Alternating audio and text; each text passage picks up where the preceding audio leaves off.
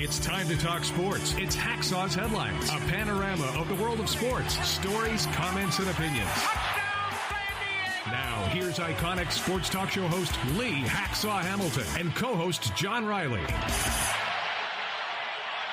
Who wants to talk sports on a Thursday? We do, you do. From the Dixieline Lumber and Home Center studios in San Diego, we welcome you to our Thursday podcast as we head towards a great sports weekend. Good afternoon, everyone. This is Lee Hacksaw Hamilton in studio in the middle of driving rainstorms with my co-host from left field, John Riley. We are ready to talk sports. This podcast brought to you by Dixieline Lumber and Home Centers, 9 locations to serve you in San Diego and the new one at Dana Point up in Orange County. You got projects, they got materials. You need ideas. They can be your best friend and your consultant at Dixieline Lumber. John, we've seen a lot of things happen in the world of sports, and then we had Wednesday overnight into Thursday night. Man, there's an unbelievable amount of baseball, all coinciding with the opening of spring training. Yeah, baseball's going nuts. College basketball's red hot. What a time of year. We're going lots of different directions, and just a couple of program reminders before we get started. When we are done discussing topics on the table, we open this up to you. Because I just mandated, we're going to do sports talk the way we did sports talk radio. Topics on the table. You, the fans, get involved. We call it Fans Forum. If you're new to this podcast, you're new to the live stream, John, just explain how those people watching can be involved. Yeah, so if you have a comment or question in the world of sports, here's your chance to get involved. Go to Fans Forum. You just got to drop your take in the live chat on X, Facebook, or on YouTube, and we'll get you involved. Now, if you like sports, I invite you to check my website. I write on it every day. It's there every morning. When we're done with this podcast, check the website, leehacksawhamilton.com. In addition, on the homepage, there's a big orange box right at the top of the homepage. Put your email address in that. Then you'll get on my email list because we send out a lot of stuff every day to all the people that join Hacksaw's Insiders Group. You're on social media. Invite you to join my Twitter all-star team on X. Just go to Hacksaw1090. Hit the follow button. We want you to share. Tell everybody in your address book what we do Mondays and Thursdays, now at the new starting time at 1 p.m. And we want you to subscribe to the YouTube channel because when you do that, then you get the alerts all hours of the day every time we post something new up on the YouTube channel, in addition to the Monday and Thursday podcast. So we're doing an absolute ton of things on social media. Hope you'll become part of the team. More importantly, hope you'll tell other people about what we're doing. By the way, rank us, will you? Give us a thumbs up. Give us a 5-star rating. It really helps us. Ready, set, go. Where do you want to start, John? I mean, I think the breaking news has to be what happened with the Padres overnight. Looks like we got a new pitcher. Yeah, the Padres at this point in time aren't paying any attention to budget, aren't paying any attention to the media, aren't paying any attention to the fans' response over their inertia during the offseason. The Padres overnight signed Nick Pivetta, starting pitcher, frontline hard-throwing starting pitcher, anchor of the Red Sox rotation last year, now comes to the Padres to be part of what I firmly believe is a really credible Big Four. Now, they signed him to a 4-year, $55 million contract. Nick Pivetta can opt out after the second year of the contract. The contract is backloaded, so it does not have a massive impact on this year's payroll, does not have a huge impact as it relates to long-range planning. A.J. Preller has no fear. He's only worried about this team this year. He'll worry about the credit card bill for all the transactions he's made at the end of this season. The Padres have now signed 5 free agents, plug-in guys, including Pivetta, for a total of $8.5 million as it relates to how you configure the payroll and the luxury tax. Now, some of this involves buyouts. Some of this involves, obviously, deferred money. Padres are going to worry about that when they get to that point in the road. All they cared about was getting ready for the start of the season. Who is Nick Pivetta? He was 6-12 last season on a very young Red Sox team, but had a decent 4.12 ERA. got 57 career wins. He's grown as a pitcher. You look at the video of what Nick Pivetta throws right now as a 31-year-old pitcher, wicked sweeper. Might be the best one in the American League. Big strikeout pitcher. No history of arm problems. Started his career in Philly, went to Boston, has kind of grown into the job. I think this is a pretty good acquisition to put behind Yu Darvish, to put behind Dylan Cease, to pitch after Michael King. That's a big four that I happen to think is really, really good. The other big deal that happened overnight, the Red Sox, after letting Pivetta go, get Alex Bregman. This is a big bat. Now, he signs a 3-year contract of $120 million. Now, there's a little bit of risk here because he can opt out after the first year, can opt out after the second year, kind of like Pivetta can do with the Padres. Now, there is a price to be paid because the Padres, because they signed a guy that had a qualifying offer, have to give up a second-round draft pick next year and forfeit $500,000 of international signing money. Now, they have ownership of Pivetta for at least 2 years because he can opt out. Boston's Bregman deal allows him to leave after the first year, $40 million. Second year's $40 million. Third year's $40 million. If he leaves after the first year, that means Boston forfeits its second-round pick and the $500,000 in money to the Astros and would only get 1 year out of him. But Bregman's a gamer. Bregman's rock solid. And Bregman plays every game. And Bregman's going to move to second base so that Ralph Devers can stay at third base. And by the way, Bregman's career batting average at Fenway Park, John, 375 with bombs on his resume. Yeah. So I like the signing of Pivetta. AJ Preller doesn't care what I said, doesn't care what the media says, doesn't care what the fans are saying. He was patient, he waited, and he got this guy at a somewhat unaffordable price. It is odd, though. Pivetta was given a qualifying offer of $21 million. He could have pitched one more year in Boston at Fenway, $21 million, gone on to the open market. Could have bet on himself, and he didn't. And instead of signing the $21 million deal, he winds up coming to San Diego for just a shade over $11 million if he wanted to opt out. Economic, that doesn't jive with me, but Pivetta's got a proven track record. I like it. So you agree or disagree with me? Suddenly the Padres look very different. They have a big four in their rotation and at least 8 deep in the bullpen. And then what's your take on Bregman, mailing address Fenway Park? I'm surprised by all of this, aren't you? I mean, because we kept talking about how they had to shed payroll and they were going to subtract players and they were going to trade away Cease or King and, get a bunch of, young kids, farm hands. Now suddenly they're going out and spending money, and we thought they didn't want to go over the salary cap. So what happened? What's changed? Well, they're over the luxury tax. Mm-hmm. They're going to have to pay a luxury tax if this roster stays intact the entire season. But I think the feeling is, let's put ourselves in the pennant race and see if we can chase down the Dodgers, see if we can get to postseason play. We'll worry about the trade deadline on August 1st. If we have to move somebody and we're out of the race, then we'll move somebody probably. If we can go into October and play games, then we'll worry about the payroll tax October 1st, which will have a chunk of bite. They're gonna owe money with a payroll luxury collective tax after October 1st. They'll owe Major League Baseball. But I think their theory is we're pretty close. We're pretty good. We almost got there last year.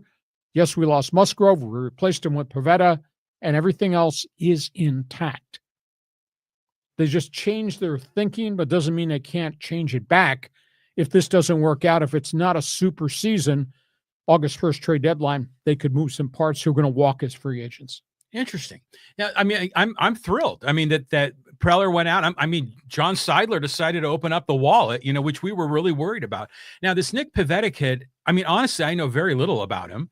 I've heard his name. I've been watching some of the video on him, and he reminds me a lot of Michael King. Not because he kind of looks like Michael King, but just the way he pitches. Power pitcher. A power pitcher with a lot of movement. And I was thinking, wow, I could see this really playing. And I kind of wonder if Preller or Niebla had always sort of had their eye on this guy, waiting for the right time to go after him, because they let all the other big name guys go. And now Pivetta would probably be like a B-level free agent, but maybe he's going to turn into an A. But he's at the top of the second tier.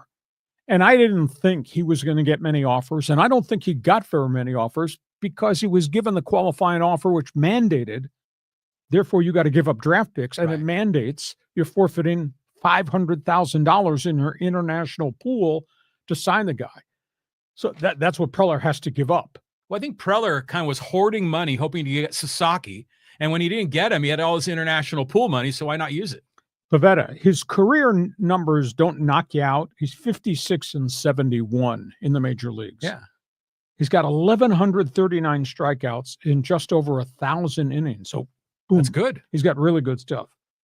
He's given up 175 home runs. He gives up at least one home run per start. But then again, that was at Fenway Park. So I think it's a really good acquisition, proven track record. He's a veteran. He's 31. Not a history for being a power pitcher, not a history of arm problems. And I went back and looked at video of him overnight. His sweeper is wicked. Yeah, stuff. it is. Mm-hmm. So that's where we are. You buy what I say? They got a big four rotation right now that's pretty impressive. I wouldn't quite say a big four. It's nothing like the top four with the Dodgers because all four of them are number ones. But it's looking better. You know, I'm encouraged. And then that number 5 spot, maybe it's Waldron and the knuckleball. Maybe it's Vasquez or Brito growing up. I'm feeling a little more optimistic. I can see a pathway to success. Okay, you're a baseball fan. Feel free to dive into this conversation. You want to talk Padre baseball, what they just got with Nick Pivetta. If there's somebody that's got an opinion about Bregman, Fenway Park, Boston Red Sox, feel free to join us. We had a lot of baseball that we put on the table here that we're going to cover. John, next topic. Okay, Padres, left field. Who's going to win the competition? Okay, spring training camp is open. All these guys are in camp. Who is your left fielder? Nice headline. Let the competition begin. Now, remember, we had Jurickson Profar, who had a career season of 280. Batting average, some pop, great personality, etc. They think they're going to collectively get production out of a couple of these guys in the group. I like Jason Heyward. He's got a lot of miles on him, but he's a 252 hitter with some pop, clubhouse presence, dugout experience, solid guy. Might be in a rotation with Connor Joe. Connor Joe, high draft pick, ex-Rocky, ex-Pirate, hits in the 240s, got a little bit of pop, can play the outfield, can play first base. The mystery guy is Gavin Sheets, comes from the White Sox, great college hitter, power hitter, has hit home runs in the major leagues, has not hit for average. He's kind of on the fringe. Maybe he makes it as a bench player. The next one, Ornelas, comes from the farm system. This guy has kind of climbed the ladder. It's taken him a while to get to the major leagues. 23 home runs last year at El Paso. We'll just find out whether he can handle major league pitching. Brandon Lockridge came from the Yankees. Good glove, lots of speed, super utility guy. I don't know what to make of Oscar Gonzalez. Indians, or I should say Guardians, Yankees farm system, has hit with some power in the minors and in the majors. Jan Perlaza, ex-Cub, did very well in the minor leagues, never really got a chance in the show, went abroad, played in Korea, good numbers last season. Late edition, Forrest Wall, White Sox, Astros, A's, kind of a 4A player. I would tend to think most of those guys at the bottom of the list are probably slated to be in El Paso, but you never know. I guess to me, the mystery is Sheets. Can Sheets be more a complete hitter than he was? Because he was kind of a disappointment with the White Sox. And Ornelas. Now, Ornelas still has options left, so maybe he winds up at El Paso, but he did hit 23 home runs with a decent average in AAA last season. So, John, who's your left fielder? Who are you buying on here? You think it's maybe a rotation? What do you think? Yeah, it's a good question. I mean, I think if I look at this list, I know Heyward is really good defensively, but then I know that there's also the DH that's in play and first base and whatever happens with a rise. So you could see maybe Connor Joe getting a little DH time, little corner infield, first base, and doing a little left field. So maybe it's like a lefty-righty platoon thing that they do. I think very much so. But I do think if opening day were tomorrow, Arise would be your first baseman, Cronenworth would be your second baseman, right-hander, left-hander would be your left fielder. Somebody would be a designated hitter. I don't know. But they got 6 weeks to find out. Can they unlock the mystery of why Sheets has not hit consistently? And will they get answers on Ornelas? And how good can he be after having done some nice things at AAA? But AAA is a hell of a lot different lifestyle in terms of the pitchers you face than Major League Baseball. So you're a Padre fan. Feel free. You want to talk about who your left fielder should be. I like Heyward a great deal, but when you got that age and suddenly you hit 211 and your numbers have started to tail, that means you're lost bat speed and people are overwhelming you. So we'll see how much gas that Jason Heyward has left. Next baseball topic on the table on this Thursday podcast. Dodgers, lots of pitching over there in LA. Yeah, they've opened their spring training camp. Now, they got some injury issues, and a week ago, we put up on the board, they have 23 veteran pitchers who've had some success. And at the end of the day now, they've got some of these guys who've had injury problems that have already been relocated to the disabled list, and I assumed that was going to happen. But their stars are their stars. All right, these are the headlines. Shohei Ohtani is going to throw his first complete bullpen this weekend at Camelback Ranch. Now, he's been throwing on the side, limited workouts, but he's throwing the wide repertoire of all of his pitches. They believe Ohtani will be ready to be full go early in the season, maybe now targeting May. However, they say Shohei is not going to pitch in a Cactus League game, but he will do his bullpen regimen on an every third-day basis like a normal pitcher would be. They just re-signed Clayton Kershaw. Kershaw is already throwing bullpens. He will be ready, they believe, on June 1st. I think Kershaw probably winds up 60-day disabled list retroactive just so they can clear roster spots. But Kershaw, so far, so good. No setbacks from the double surgery. The mystery guy is Dustin May. I watched video of him throwing bullpens this week at Camelback Ranch. Pretty impressive. Velocity is there. The big question, he's had 2 elbow surgeries. Can he hold up? Tony Gonsolin, same storyline. He's coming off knee surgery. Interesting story with the big money Tyler Glasnow. They spent the offseason, John, working on his mechanics to try to take the stress off his forearm, where he's had a history of elbow problems, and he had a lat shoulder problem last year. They've changed his stride off the mound with his landing foot. So it deletes all the force that was either going on the shoulder or going on the elbow. They're trying something very different with Glasnow. The 2 relievers, both of them have had off-season health issues. Evan Phillips, former closer, just had plasma platelet injection in his shoulder. He's probably going to start the season on the DL. They don't think he'll be ready for opening day. And Michael KOPECH is a little bit behind the schedule throwing. He had some forearm problems in January. Nothing that's going to shut him down for an extended period, but it will be slow go with KOPECH. He might not be ready for opening day. So Phillips and KOPECH might wind up on the 10-day disabled list to start the season. And the last 2 names with the asterisk next to them, do you think they're going to go crazy in Tokyo opening day? Yeah. The Dodgers open against the Cubs. Do you think they'll be excited to see Ohtani in his home country? And how about this? Dave Roberts just announcing Yamamoto and Roki Sasaki will start games 1 and 2 of the season in Japan against the Cubs. And then Blake Snell, Tyler Glasnow will pitch when the Dodgers come back here into the States. So I posted a lot from the Dodger notebook. John, give us a reaction. It's interesting because there's a lot of names on that list, and you figure they piled up all those pitchers, but they knew going in that some of these guys are going to have some health issues. You talk about the opening series in Tokyo, but don't the Cubs have, is it Seiya Suzuki, I think? Isn't he on the Cubs? The outfielder, and then they have the left-handed pitcher they got from Japan last year who had some injury problems but pitched pretty well. So, yeah, they've got their own people. But their own people are not going to draw the media attention that those guys, the Dodgers, are drawing. Yeah, but it'll be great for the Japanese fans, to go to the game, that watch it on television, and it's just going to make the baseball more international. I love all of that. And you look at all these other guys. I mean, like, Ohtani, it's just, he's Mr. Good Guy. He's gonna show up at some point. You say like what, June or so. I think earlier than that now, because he is already throwing stuff in bullpens, and he's going to do the first complete bullpen, which means He'll do ups and downs. He'll throw 15 pitches. He'll throw max effort. He'll throw everything he's got in his repertoire. Then he'll sit for 5 to 6 minutes as if it were a break of an inning. Then he come back and throw it again.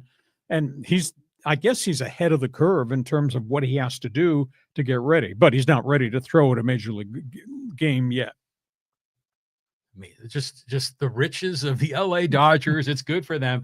I'll tell you what, that KOPECH kid was hella good in the playoffs. Oh, so it's like they have like 3 or 4 guys that can close there too. You add in Tanner Scott. Now you add in Blake Trinan. Now you add in all the other guys who were there. And you still got 2 guys who probably be on the DL to start the season. Yeah, and Phillips was a closer for a while too. Exactly. So it's just, I mean, here we go again with the Dodgers. But opening day, Tokyo, I think that's going to be great.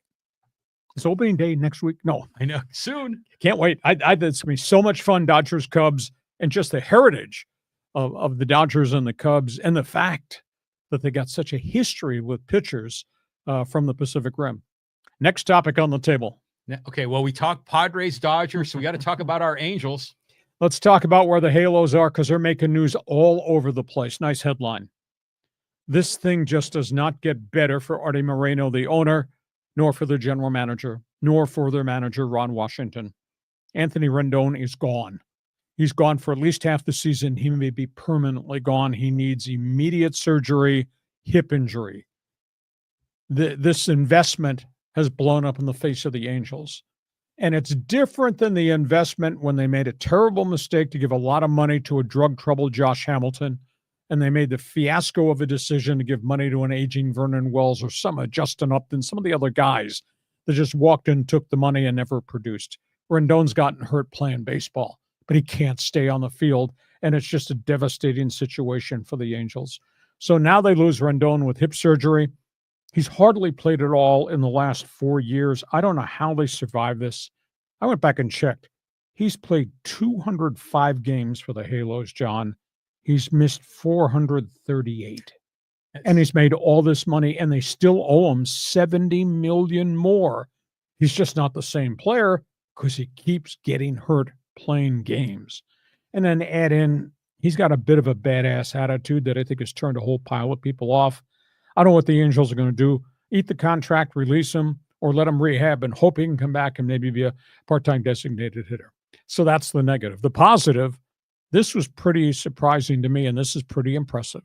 They get Kenley Jansen, the legendary Dodger reliever, who had been with the Red Sox and then had been with Atlanta.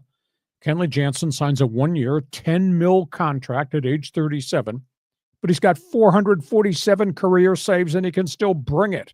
So you pair Kenley Jansen with the young kid who throws 102 miles an hour, Ben Joyce.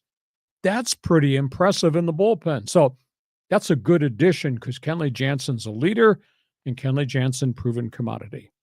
Now, we got a new rotation headed up by KIKUCHI, ex-Toronto Blue Jay, former Houston Astro. Guy's going to make a lot of money over this 4-year contract he signed, but the guy is a proven major league starter. Mystery man is Kyle Hendricks. I always liked him. He was kind of a poor man's Greg Maddux when he pitched with the Cubs. Now, he's had shoulder problems and forearm problems the last year and a half, but they say he's totally healthy. So we'll see what the Cactus League is like for him. If Kyle Hendricks in Anaheim can be what Kyle Hendricks was at Wrigley Field, that'd be a real positive. Mystery man is Dakota Hudson. Once upon a time, a really good prospect with the Cardinals. Fell on real hard times with injuries. This is the latest team's going to give him a shot. He does throw hard, but he's had control problems. He's had health problems. New third baseman is a guy that the Red Sox and White Sox had high hopes for, Yoan Moncada. He's coming in. He fell apart because of injuries in Chicago with the Chi Sox, but he was first 2 years he played very well there, and of course he was a Red Sox prospect. I don't know where they're going to hide Jorge Soler because defensively he's a deficient player, but he's got pop. Intriguing guy is Tim Anderson. This is a former all-star shortstop. White Sox, Miami, couple of real bad seasons, had injury issues. They've retooled his bat location and his stance. He thinks he's going to have a bounce-back year. If he can be the Tim Anderson of old, then maybe they stole one. We'll find out. And then, of course, the first signing they had was Travis d'Arnaud, Established, solid, major league catcher, little bit of pop in the bat. He'll work with Logan O'Hoppe in some type of rotation. They got so many new players. It's just going to be interesting to see how many make it. So you want to talk Rendon? You want to talk Kenley Jansen? The podium is yours. I'm looking at that list and I'm like, hey, it's actually not that bad. I mean, granted, a lot of these guys are a little older, a little long in the tooth and maybe are near the end of their career, but at least they're reputable names out there. So if you're an Angel fan, you're thinking, okay, but there's no way they're going to win the AL West. I mean, you got the Astros, you got the Mariners in there. I mean, the only team they could possibly get ahead of is the Sacramento A's. What do you think about Kenley Jansen? I like that guy. I mean, he was always tough on the Padres, except that one time that Hunter Renfroe hit the bomb in the bottom of the ninth at Petco. That was a great day. But he's a really special guy because wasn't he a catcher originally? Yes. And so he's got this interesting kind of a rocking motion when he throws. He was always a guy that when he was on the Dodgers, you didn't like him. When he went to the Atlanta, you're like, okay, this guy's good. He's legit. And so for the Angels to get him to go with Joyce, that's a great fit. He's got 447 career saves. That's fifth in all-time baseball. Yeah, it's great. The last pitcher that we knew was a converted shortstop, Trevor Hoffman. That's right. This is a converted catcher. 447 saves. I still think he's got gas left in the tank based on what he did last season with the Red Sox. So you're into Angel baseball. You're into Major League Baseball. We have just put a ton of topics on the table. Jump on board. Join us. Fans Forum chat box is open. Ask a question, make a statement. Now, don't write a book. Don't write 3 paragraphs because we can't fit it on the screen. Just be concise and clear and cut through the crap and get to the point. I want to hear what you've got to say. Fans Forum chat box is open because on this podcast, we do sports talk the way it should be done, and that's why we want you to co-host with us. Fans Forum coming up right at the end. We get to halftime this Thursday podcast, going towards a great sports weekend. This podcast is brought to you by Dixieline Lumber and Home Center stores. There are 9 locations to serve you. They do a wide variety of things. What I would recommend is you go to the website. Just go dixieline.com. Just see all the things that they offer. John, who are these guys? Let's talk about them. Yeah, but Dixieline is a lumber company, a home center. If you need lumber, building materials, you want to remodel your kitchen, your bath, your doors and windows, your outdoor decking, you need power tools, they've got it all. They help out homeowners and contractors. These are the people we want you to do business with. This is Dixieline Lumber. They've been in business for over 100 years, 9 locations in San Diego. They not only provide materials to the builders doing massive projects, building homes in San Diego County. They obviously deal with John, with me. They can deal with you. So if you've got projects, feel free to talk to them about what your needs are in the house, at the workplace, on the back patio. Like I say, they are a leader in the industry, in business over 100 years, Dixieline Lumber. John, we're getting ready for the second half. Just a couple of business notes for everybody here. Let's talk about what's still to come. Fans Forum right at the end. Want to remind you that I invite you to check my website. I write on it every day of the week, LeeHacksawHamilton.com. When you go to the website, right on the homepage, there's an orange box. Fill it out. Get on our email list because we email you special stuff virtually every day for Hacksaw's Insiders Group. So hit that orange box and fill it in. You're on social media. I know you're on social media. I want you to join my Twitter All-Star team. Just type in my handle at Hacksaw1090, hit the follow button. And by the way, if you're on social media, I want you to notify every one of your followers and your accounts. Hacksaw's back. Join them on this podcast Mondays and Thursdays at the new starting time at 1:30. Want you to share with everybody what we do. Then we want you to subscribe on the YouTube channel because then you get alerts every time John and I, me and John, put stuff up on the YouTube channel, which is quite often. And then, of course, when we're done, you're taking over this podcast, Fans Forum. Fans Forum. Look at these guys piling in. PE for Life and Adam and John and Angel. Emmanuel is in the list. I see Hugh and Rick and Tim and who else? Javi and Callan. So we're going to try to get to all of you. We try not to have guys go multiple times, but we're going to do our best to get everybody involved. So if you have a question or comment in the world of sports, drop your take in X, Facebook, or YouTube, and we'll get you involved in Fans Forum. And we also want to remind you, we've kind of flipped our start times. We're trying to do this on a consistent basis. Mondays at 1:30, Thursdays at 1:30 going forward. In our brand new studio, we're making some progress too with construction with that. Okay, John, let's move to the second half of this Thursday podcast going towards a great sports weekend. NFL, the Raiders are in the news. Yeah, let's talk about quarterback. They're searching for one. Quarterback hot list. The name at the top of the list now takes on a different dimension to it because Aaron Rodgers was officially informed by the New York Jets this morning they will not bring him back. The Jets are cutting him loose. They're going to take a salary cap hit over the next 2 seasons by virtue of cutting him loose. Aaron Rodgers becomes a street free agent. He's got to decide whether he wants to play. I believe he still wants to play at age 41. Statistically, he had a pretty decent season on a troubled Jets team, but there was no consistency at all. Aaron Rodgers goes to the head of the list of the Raiders who are looking for a quarterback. Now, that being said, got to understand it's going to take a certain type style of quarterback to play, not so much for Pete Carroll, but to play for Chip Kelly, the offensive coordinator coming in the front door. Second guy on that list is Sam Darnold. The Vikings have indicated they want to retain him, and they're going to open contract talks, but the price tag might go from the $10 million that he earned last year to maybe as much as $35 million after the superstar season that Sam Darnold had for Minnesota. But yet he will be a street free agent the first week of March when that window opens, and he'll be able to take offers from a wide variety of people. Third guy is Russell Wilson, who I do not believe Pittsburgh is going to bring back, but we're talking about a guy that's got 100,000 miles on him. Now, he fits more the mold of what Chip Kelly wants to run in terms of pocket presence, move the football, student of the game and all that, run and scramble, etc. But he's got 100,000 miles on him. I don't know what to make of the Kirk Cousins situation. I believe Atlanta is going to buy him out. Atlanta's going to take a salary cap hit, but Cousins is strictly a presence in the pocket. He's kind of like Darnold. He's a fixed position guy. I don't know whether Kirk Cousins matches what Chip Kelly really likes to play towards with the quarterback of his system. Ryan Tannehill has had a nice career. He sat out last season recovering from injuries, but he's got a lot of age on him. Different type of quarterback. He, of course, had success with the Tennessee Titans. Jameis Winston, we know 2 things.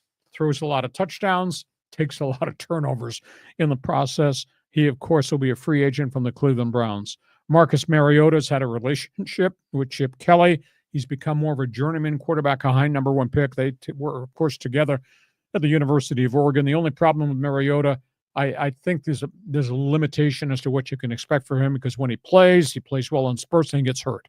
He's always been hurt just because of the way he plays. So, John, you got a hot list there. Boy, it's a lot of dynamic but very diverse people. What do you think the Raiders do? Jesus, girls, and Marcus Mariota. You ever heard that line before? Yeah. So, I mean, I remember I went to the Rose Bowl with my son, and when Mariota and the Ducks went against Jameis Winston in Florida State, and that was a really fun game. But I'll tell you what, you look at these names, and you know, I'm a Raider fan. You know, I'm not a hardcore Raider fan, but there's one of my childhood teams. I look at these names, I'm like, yeah, any one of those guys you can make a good argument for, because all you really need to, if the strategy is get a vet, have the vet come in and play for maybe half a season, maybe a little more, and you draft a young quarterback, then I can see every one of those guys being some level of a mentor. I like Rodgers a great deal. Despite the persona and everything that he did with the New York Jets, guy can still ball. I don't know what to make of Darnold because he had such a good season under Kevin O'Connell, but by the end of the year, they figured everything out, and he regressed. His last 2 games, which were really important games, he didn't play very well. I think Father Time's knocking on the door of Russell Wilson. Cousins has made a lot of money, but Cousins has never bleeping won anything in his career. I don't know about Tannehill. Winston's a great personality, but we know the history. I mean, the TDs, the interceptions, the fumbles, and the sacks, the numbers are staggering. And Mariota is Mr. Backup North America, but I don't think you're going to go long distance. If I were king and Aaron Rodgers wanted to play, and I wouldn't pay him $50 million. But if Aaron Rodgers wanted to finish out and be in a good situation with Chip Kelly, And obviously, with what Pete Carroll's going to build, I'd take Rodgers. But then again, I'm violating my code. The Raiders always take the shiny object off the wall. You like Rodgers? Who would you take? The Rodgers call is really good. I mean, 'cause we brought that up last time we were together in our podcast. But what's the deal with the contract? I know by releasing the Jets releasing him, they take a huge hit. But if they announce they're releasing him effective June 1st, they split the hit into 2 different years against the salary cap rather than take the blast on a 1-year window. But if they release him, he can then commit and go to the Raiders. Okay, so that can work. I can see that working out. Okay, you're a football fan. Raider Nation out of jail on bail. That's what the talk show host used to say. You can join us in Fans Forum. Should I invite them to use the stolen laptop they have, Raider fan, to message us on? Is that how that works? Yeah. The cell phone they smuggled into the prison cell. Okay, Raider Nation, invite. Hey, we like covering it all, and we do cover all these teams, including the silver and black. Which quarterback do you like? Next topic on the table, because we're not done making player deals. Okay, we talk Raiders. Let's talk Chargers. They are in the market, and they're going to be active in free agency. They're going to be active in the trade market. They have to add around Justin Herbert. Joe Ortiz has a history of being a wheeler dealer. They're looking for wide receiver help. The Rams have agreed to trade Cooper Kupp. Now, he's got a $29 million cap figure. He's owed $20 million. Rams are going to pay a portion of the salary. However, they're not letting the guy go for absolute free. You're going to have to give up something of significance, a.k.a. third-round draft pick maybe. So do you give up a third-round draft pick for a 32-year-old receiver who's got injury history the last 3 seasons? That's a debatable thing, but I think the Bolts are going to look really good at Cooper Kupp. The next name is Davante Adams. He's the ex-Packer, ex-Raider, about to be ex-New York Jet, who's asking to be traded, hopefully back on the West Coast. He can play. He's a guy that gets over 1,000 yards a whole bunch of seasons, makes plays downfield. Now, the only negative, he's got a $27 million cap figure. His earning power has got to come down to make that work. The third one is DK Metcalf, the Seattle wide receiver. Big physical specimen. He's had injury problems 2 years in a row. He's been kind of caught in a weird situation. Who's the quarterback? Are we throwing the ball a lot? Are we running the ball? What are we trying to do? By the way, you need to fix the offensive line. So Seattle's been a real grab bag of problems with the offense. Metcalf might be available. The next one is gifted. The next one is a problem. I'm talking about George Pickens, Pittsburgh. I don't know that the Steelers are going to move on from him. Steelers have made comments. Some people have to grow up, making reference to George Pickens, who's always got problems on and off the field and personality clashes. Deebo Samuels has been put on the trade block. San Francisco will move him. Now, he's kind of a 2-position guy. He can catch balls, and he can run the football some. Price tag's kind of high, $25 million. I don't know whether he'll restructure his contract down. And the last name is gifted. He's going to be a free agent. Cincinnati's been told you got to keep him, but at this point in time, that's not happened yet. Talking about T. Higgins. Now, he wants $25 million to $30 million. And Cincinnati, they got a big issue in terms of salary cap situations because they got to re-sign Jamar Chase. Joe Burrow wants them to keep both Chase and T. Higgins, which should be a phenomenal investment. And last I checked, the history of Bengal football under Mike Brown is we are cheap. So it's a big issue. I don't know that the Chargers would spend $25 million on T. Higgins, but obviously if they make a deal, they get a name receiver, somebody's leaving, and that somebody might be Quentin Johnston, the very erratic former number 1 draft pick. But John, there's a lot of really good names on that board. I just remember seeing DK Metcalf in some games just breaking away. But how old is he now? He's got to be pushing 30 years of age. Yeah. But he's been nicked up the last 2 years. But, I mean, there's a stretch of time you said, wow, this guy has all power. Now, do any of these guys on this list have any linkage to Joe Ortiz or to Jim Harbaugh? Good question. Well, Harbaugh, San Francisco, I don't know if Deebo was there at that point in time. Maybe not. But these guys know Harbaugh. These guys know history. I think all these guys would come in. Each comes with a different set of circumstances around him. Cooper Kupp is just a baller. He's a gamer. Adams, Davante can be a bit of a head case. Metcalf is just a physical specimen. You got to find the right role. The enormous challenge would be with Pickens. I mean, he's so gifted and he's so erratic in terms of dedication and consistency. Samuel has had injury problems and unhappiness problems. T. Higgins just wants to be paid, and boy, it's a big-time guy. So each guy brings us a different set of circumstances walking through the front door. All right. Well, I guess we're going to find out. But Cooper Kupp, you can't go wrong with that. I concur with you. Last football topic on the table. You're a Charger fan. Feel free, regardless of where you're watching us on live stream, jump into the Fans Forum chat box, get an opinion on what the Chargers are doing. Last topic has to do with teams and opinions and commentary here. Yeah, so let's talk a little bit here about the Bengals, the Steelers, and the Chiefs. Let's talk about Cincinnati. Mark my word, he's already sounded off a couple times. If they don't do what he wants, the next time you'll hear him talk, you'll demand to be traded. I'm talking about Joe Burrow, the Bengals quarterback. He's gone public 3 times since midseason about the Bengals and their impending free agents, Jamar Charles, T. Higgins, Trey Hendrickson. He says it's time for this organization to pay the players who've earned the right to be free agents and earn the big paycheck. In essence, he's challenging Mike Brown. You cannot build your reputation of being historically cheap and lose these guys on top of everybody else who is left. And if Mike Brown doesn't get this done, you can creatively finance your way through salary cap problems. If he doesn't get it done a year from today, Joe Burrow is probably going to be the next one to say, I want out. Joe Burrow yesterday went public and said, I am willing to restructure down my contract that is a $49 million cap figure. I'm willing to restructure it down if you give the money I'm saving you to Jamar Chase and T. Higgins because he wants them both back. Keep an eye on what's going on in the 513 area code with Joe Burrows.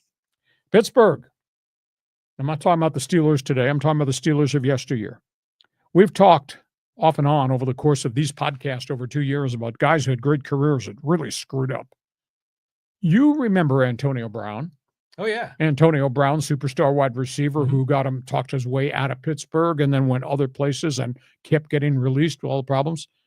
Antonio Brown in court is totally bankrupt.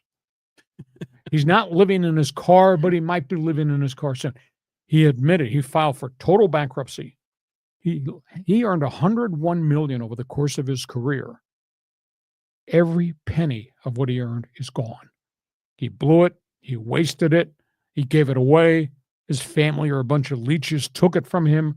Just an absolutely staggering story about him. The third one is Kansas City. Travis Kelce dropping more hints that maybe he is going to step away from the NFL. And he's indicated just the body breaking down. You know, you look back at how many extra games that Kansas City Chiefs players have played in the last 5 years, 7 years, playoffs, into the Super Bowl. Wear and tear factor may have caught up on Travis Kelce. I saw some video in the Super Bowl which really shocked me of him giving up on plays or him getting frustrated or him not going into the pile to get loose footballs, which is part of his DNA. I was really, really surprised. Frustration factor was amazing. We talked about this on the Monday show.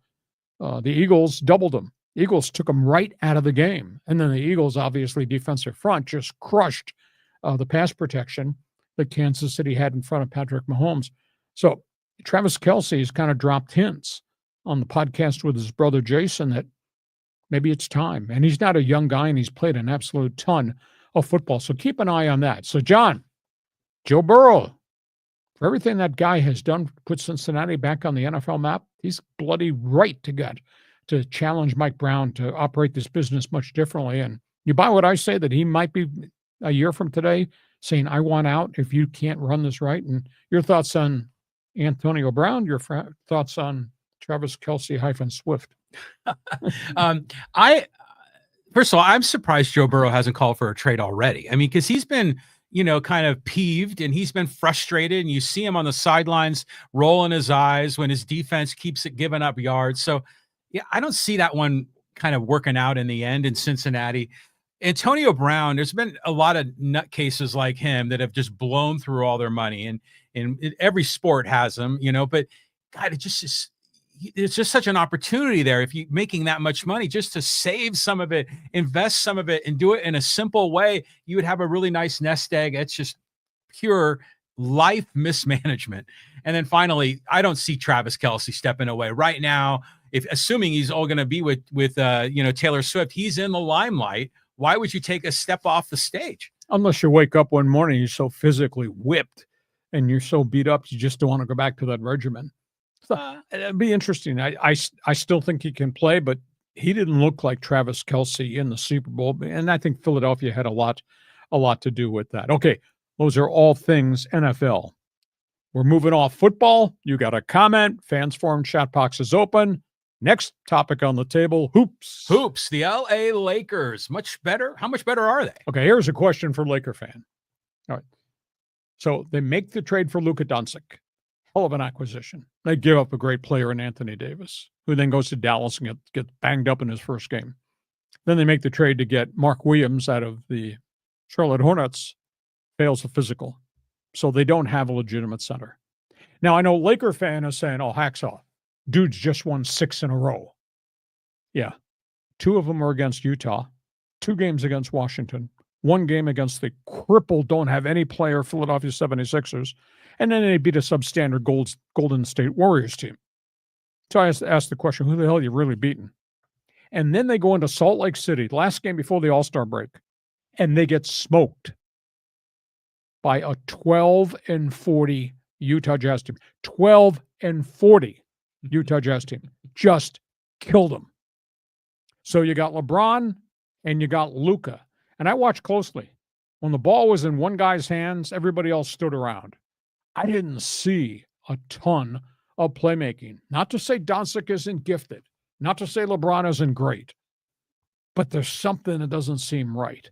And then Austin Reeves becomes a missing part of this whole thing. One game, Reeves has 45. Next game, he's 3 for 14 shooting. And by the way, at the other end of the court, they don't have anybody to play in the paint. Their 2 centers last night against Utah want to combine minus 31 plus minus on the floor. So you're okay if you're playing the Chicago Bulls or Utah Jazz or Washington Wizards. You got 30 more games. You're going to be playing better people. And by the way, when you get to postseason, you're playing real people. So I just asked the question, who are the Lakers? Are they much better right now with just LeBron and Luka? Or are they in big trouble? I don't know, John. You're a basketball fan. You were texting me back and forth after the trade. You were losing your mind. You were so excited, and I kept asking these questions because I'm looking at it from a different lens of view. I said, who the hell's going to play defense? And by the way, it's only one basketball on the floor at a time. Who's the offense going to run through? Go ahead. Okay. I mean, the Lakers right now have got to be happy. I mean, because if they didn't make the trade, AD would be injured, right? And then he'd be on the sideline. So and then Luka has, I mean, I was reading how the Lakers ticket prices have gone through the roof since they added Luka. Do you know about that? Yeah. It's flexible ticket pricing. Yeah. That's what they call it. So profiteering. Yeah. So the Laker ownership and management's happy. You got Luka there. And I was watching him play in some of these games, his debut game, and he was hitting that fadeaway shot like Dirk Nowitzki. I mean, the guy is a great talent. I just think the Lakers had to break what they had before in order to rebuild something new. So when you ask the question, how much better are they? I don't know. I think the jury is still out on it.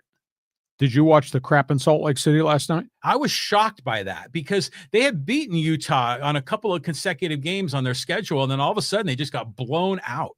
Okay. We got 30 games left after the All-Star break. If they start to drift down in the standings, just remember my favorite phrase as a talk show host, I told you so. Everyone loves an I told you so.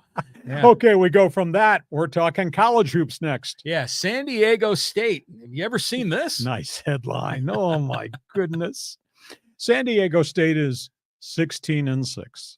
The Aztecs have good games and they have bad games. I guess what just blows me away, they've not gotten better as the season's gone on, and that's a sign of Brian Dutcher's coach teams that they figure it out, they make adjustments, and they get better. And then we have the fiasco at San Jose State. I mean, they were down by 17 to San Jose State, which doesn't have a hell of a lot of players. Then they came back in the second half. After going 0 for 13 from the three-point line, after getting killed on the boards, they come out and they have a 17-0 run in the second half. They changed the whole game.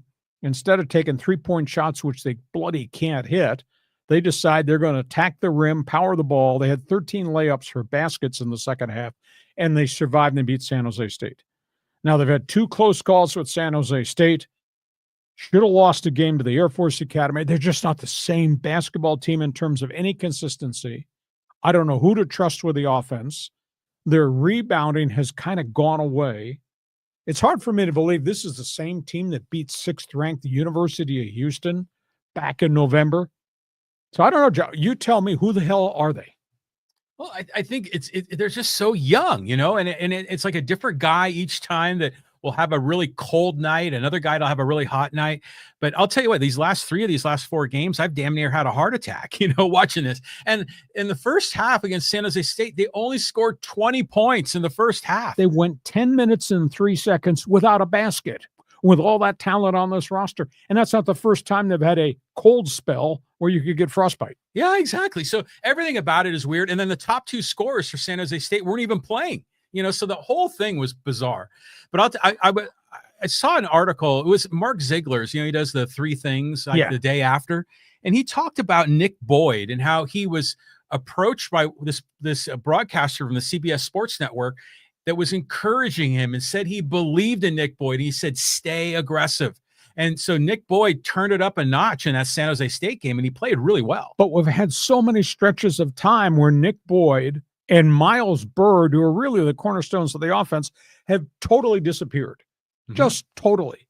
And you say, where's their game? Why are they taking those shots? Why are they not running a better part of the offense? They had these really bad stretches. And now we're getting to crunch time. And, pal, if you have a bad stretch like this, you go 10 minutes, 3 seconds in the Mountain West Conference tournament, you'll be going home. And even if you make March Madness, you play like that, you'll be one and done. So it's just, to me, it's just stunning. But maybe maybe you expected too much from a young team based on what we saw early. But this team right now could not beat the team that we saw early in the season, because that was collectively a much better San Diego State team.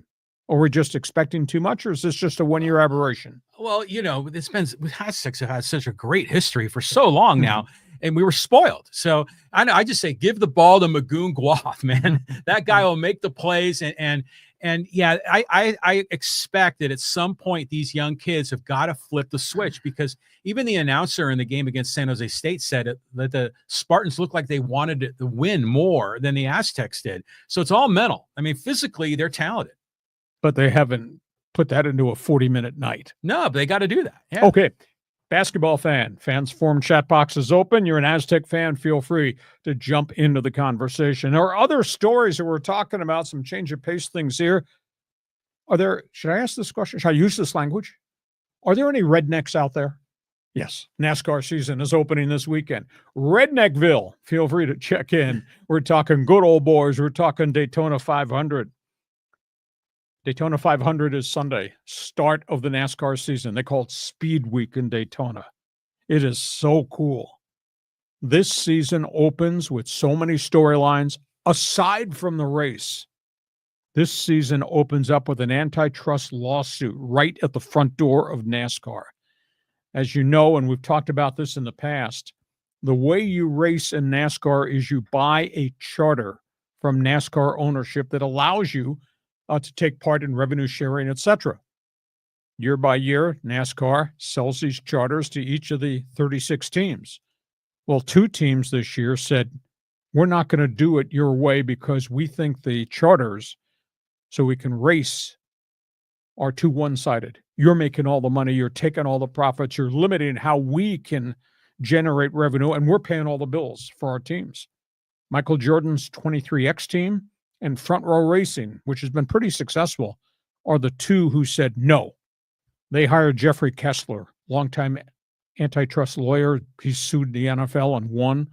Hired Jeffrey Kessler. NASCAR said, you don't want to buy a charter? Fine, you're not a guaranteed slot. You got to come. You won't get any of the revenue share. You got to earn your way into the races. They went to court.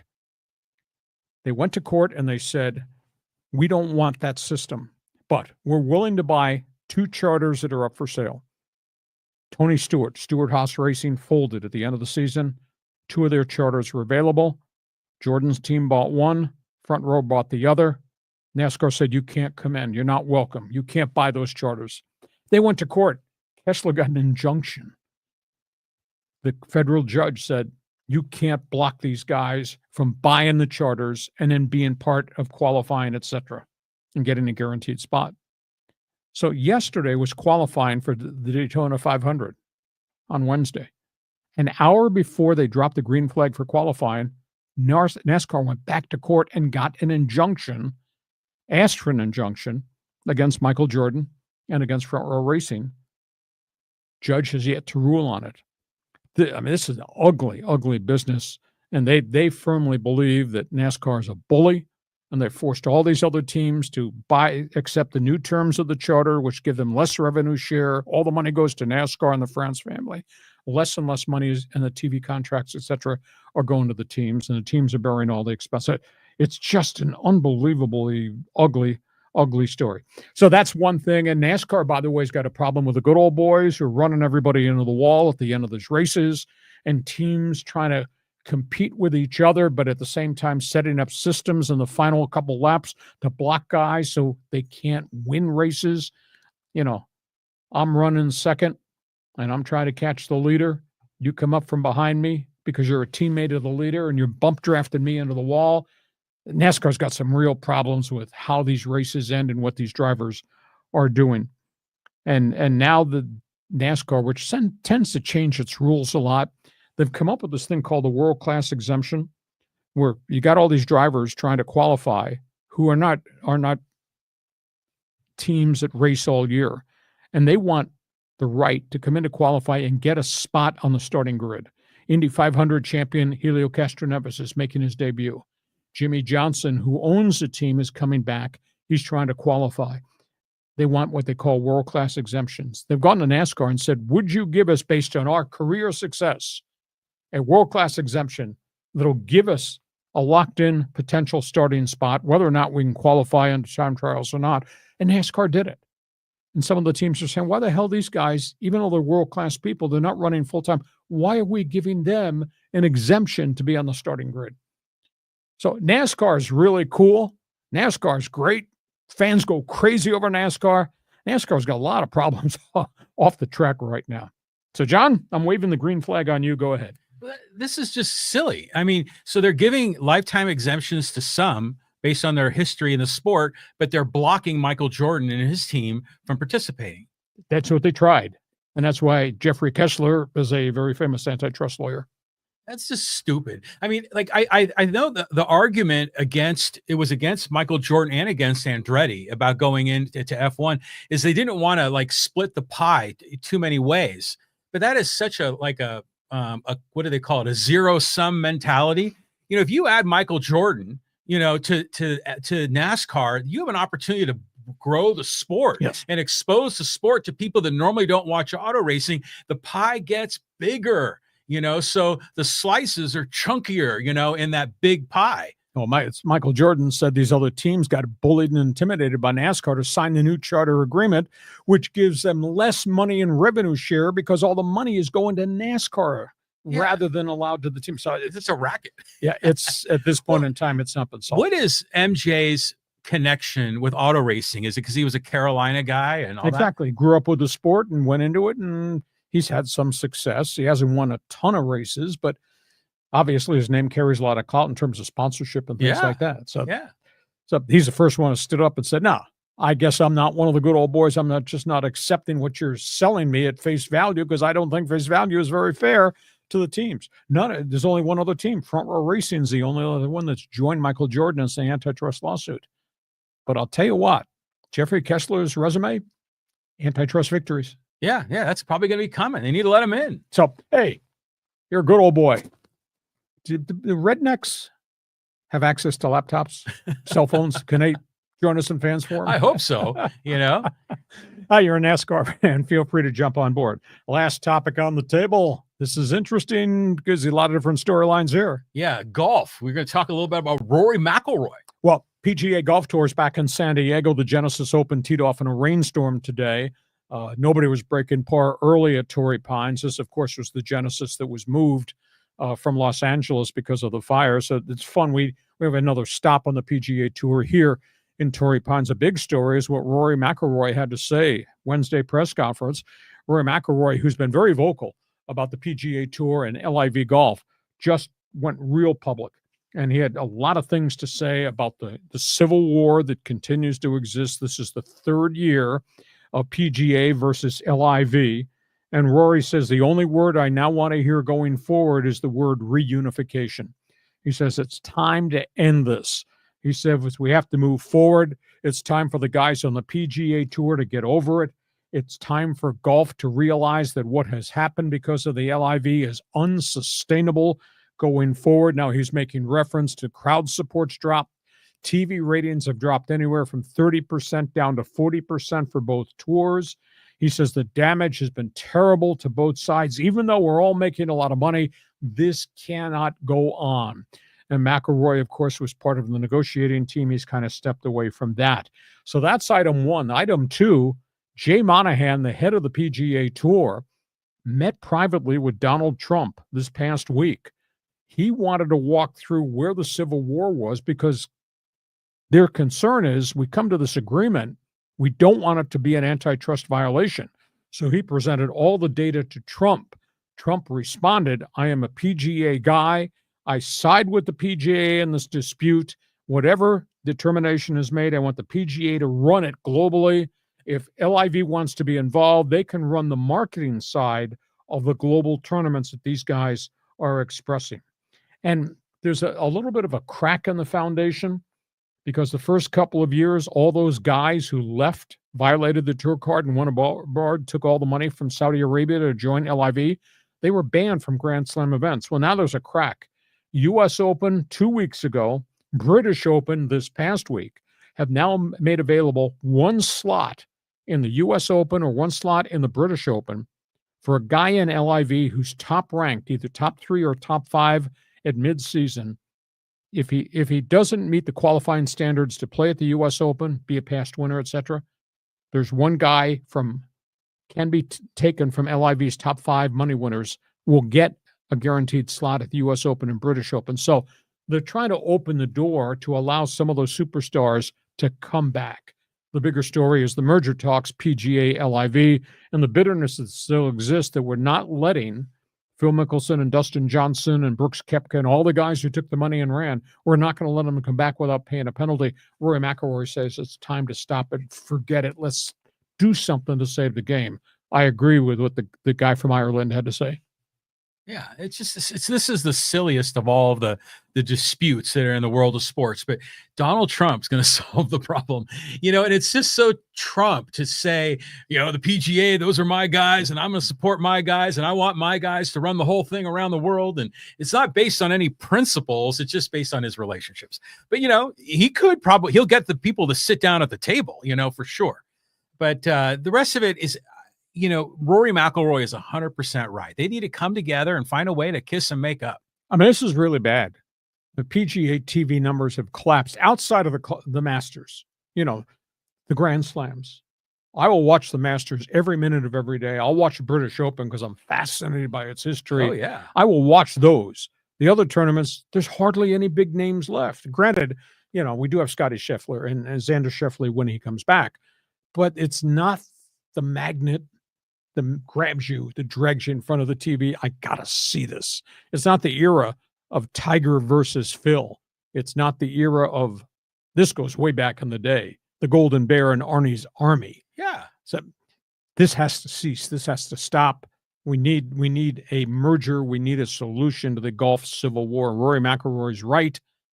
And he's kind of blaming his guys. He says, our guys need to step away from this being in grudge mode against the guys who left and got their payday. We got to find a solution to make this thing better, because what we're doing is, I think, destructive to golf. Oh, it's completely. And remember back in the day, there would always be like 10 or 15 like big time names, sure, that were past success, but you also had some characters like Craig Stadler or you're a big John Daly fan. Yeah, John Daly.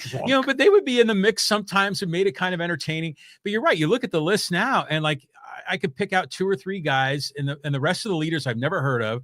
And then you can, like, if you look way down the list, there's some old veterans that are still kind of hanging around. But, yeah, and then when you look at the roster of the other guys over in Saudi Arabia, oh, they got marquee names, neon lights. And by the way, when are they playing? Where are they playing? Can I see it on TV? Do I want to see it on TV? I don't like the format. There's a lot of negatives over there about LIV too. Yeah, they're screwing the whole thing up. Okay. Topics on the table. We've done our job because we do sports talk the way it should be done. It's your turn to join us. It's called Fans Forum. This podcast brought to you by Dixieline Lumber and Home Centers, 9 locations to serve you. You got projects, they've got materials. You want ideas, this can be your best friend. They'd be glad to serve as your consultant, Dixieline Lumber. John, I am ready.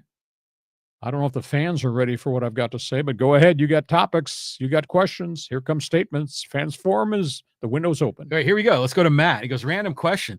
Did the NHL do enough to promote the Four Nations tourney? The best versus the best tourneys over the years are the absolute best hockey on earth, and the Open last night was electric. Montreal, what an unbelievable host. I mean, the electricity in that building was just absolutely amazing. And of course, when you put the international global events in the Canadian markets, in the Canadian buildings, you get tremendous, tremendous response.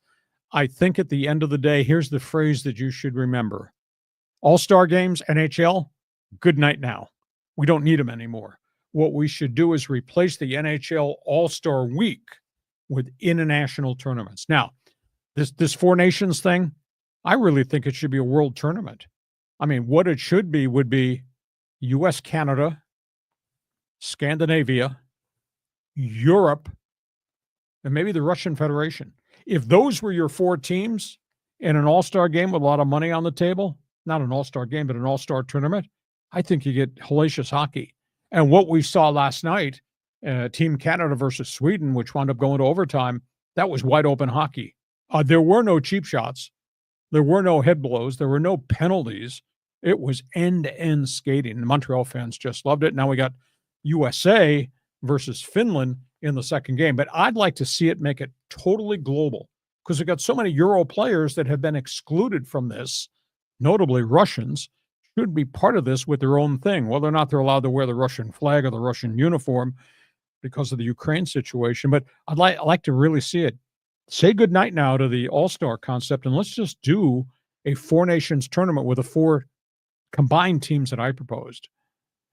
And this drunk sitting behind the penalty box, banging on the glass, watching San Diego Gulls hockey has to say, good night now, you know. The question, I didn't see the game last night, but the question I have is, when the NHL players are playing in the All-Star game, is it kind of like watching an NBA All-Star game where it's just mostly offense and not a lot of D? Yeah, don't check me. Don't hit me. Just let me come down and fire a shot on goal. Right. That's what the NHL All-Star game has degenerated into, and the NBA game has. Now they're coming up. Pro basketball is going to do something different this weekend that doesn't enthuse me.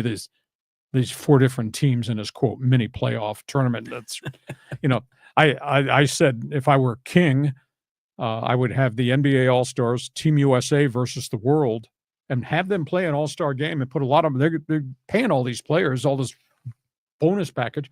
Play for that money to be donated to feed the needy in the U.S. That would be special. And I think it'd be a great game to see NBA All-Stars versus the World All-Stars with all this money. It's going to be made available to charity. That's what I would do, because I get turned off when you're telling me somebody's playing for $250,000 and guys are making $40 million already. Well, they're not going to show up unless they're getting paid, man. Show me the money. I could get hurt. You know, it could be the end of my career. They're definitely going to get paid. Okay, so that's where we are. You're a hockey fan? Agree with me? Let's expand this thing. I think it'd be really, really cool. Next topic. We'll go here to Carlos. He goes, even the Guardians have a streaming service. The Padres can't even get a TV or streaming deal. Stay losing, little brother. Well, I mean, the Padres were the first one to jump on board on the concept after they lost their TV contract. I mean, we can all watch Padre baseball. It hasn't been like other markets where you haven't had access to the games. And unfortunately, now I think it's 8 of the teams have gone back to Diamond Sports Group, or what it's now called FanDuel TV, at reduced TV inventory. But the problem is you got the Yankees and you got the Mets and you got the Red Sox and you got the Dodgers who are not going to give up their TV contract money to put it in any type of central pool to fund a group TV revenue thing. I'm not sure how baseball's going to survive this, but the TV contracts end after 2027, and baseball's of the opinion they will have a streaming service and they will have a package that will work for most people, but it may have to exclude maybe the top 4, top 5 teams. But different markets are different situation. We can see Padre baseball here on cable or on a subscription, but not everybody has joined MLB to try to do it. Now MLB wants to own as much as they can because then they have a template that will work. And the MLB package, for example, the Padres, it's a quality broadcast. Yeah, but I miss the pregame and postgame shows that they had when Bally was running it. We lost some of our guys, like Sweendog. But the streaming deal with the Padres, I'm a little confused why some teams have now gone to what is a FanDuel that's running it, and then some are the Padres just not invited, or do the economics don't make sense? We don't know what the economics are because wants to answer that question, but maybe the Padres have loyalty to the commissioner's office, and they were the first one in. They were the first one that lost their TV contract. It cost them terribly, and they're not making anywhere near the amount of money they made under the contract they used to have with the Diamond Sports Group that became Bally. But 2027 TV contracts expire. I think the landscape is going to be really different on baseball because streaming is growing everywhere. So I think what baseball looks like on television can be very different going to 2028. Next one. Okay, hey, here's a shout out from your old buddy, John Lynch, because Nick Pivetta is today's early win. Well, early win was a legendary pitcher. He had a lot more age on him, though. He was a great rock solid pitcher for a long, long time. And at the end of his career, he pitched pretty well for the Indians and then the White Sox. Nick Pivetta is 31. He's not the age early win was, but he's rock solid. He does not have much of an injury problem. If you look at the video of his pitching, it's unbelievable. He's got maybe the most wicked sweeper that I've seen from anybody. And he's thrown it without having any physical setbacks, which is amazing. Big strikeout guy. So a good investment. I like the Padres front four. I think they're pretty good. I tried to think outside of the Dodgers, I think the next really solid starting rotation is probably the Philadelphia Phillies. Yeah. And then maybe the Yankees are right there now with the offseason acquisitions the Yankees made. I think the Padres have a really good starting rotation, and there's 8 deep. Now, enjoy it, because somewhere down the road, the Padres are going to have to do something about the payroll, because they cannot be well over the payroll number, because that means a luxury tax, another big luxury tax check has to be written. They don't want to do that. So if they're in the pennant race July 31st, I think they keep all their guys. If they falter during the season, then they probably have to hold a bit of a fire sale, et cetera, because this ownership just does not believe it can go forward and pay a big luxury tax. A couple of years ago, there's a lot of pro Preller people and a lot of Seidler people. 2 years ago, they had to pay a $40 million, had to borrow money to meet payroll and pay the $40 million they owed in the luxury tax, because Peter allowed AJ just to go crazy with the contracts he was giving out. They're trying to reel it back in, but the way they financed this, like I said, they just signed 5 veteran free agents right here at the finish line of the offseason for just a combined total of $8.5 million that counts against this cap right now. But they got deferred payments and they got buyouts, et cetera, if they don't renew these contracts. Pivetta is making $1 million base salary. Next year, I think his number is $14 million.